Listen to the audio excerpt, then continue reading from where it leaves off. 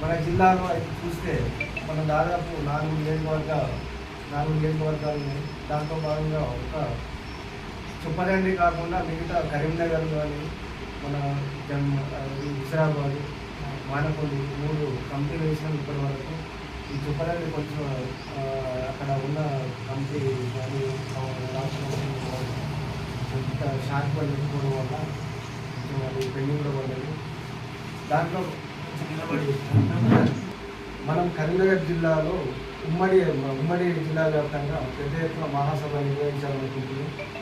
దానిలో భాగంగా ఏంటంటే దాని ఫౌండేషన్ అంటే మన బలం నిరూపించుకోవాలంటే కరీంనగర్లో మనం నియోజకవర్గ కమిటీలతో మనం చర్చించి నిర్ణయం తీసుకోవాలనుకున్నాం.